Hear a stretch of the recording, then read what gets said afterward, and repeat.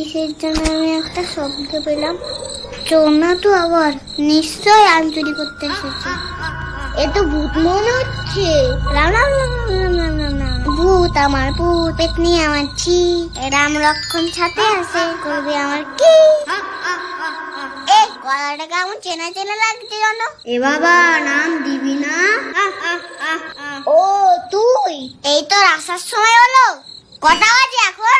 মা সব রান্নাঘরে রেখে দিয়েছে। রে, এত বক বক করছিস কেন? ঘুমো না। আচ্ছা, দরজায় তো তালা দেওয়া, তুই আসলি কি করে? এইভাবে। কোথায় গেল? কোথায় গেল? দেখলি? তুই এই ম্যাজিকটা কোথা থেকে শিখলি? আমাকে শিখিয়ে দিবি? আমার গুরুদেব আছে না, গুরুদেব, সে আমাকে শিখিয়ে দিয়েছে। তাহলে আমাকেও গুরুদেবের কাছে নিয়ে চল।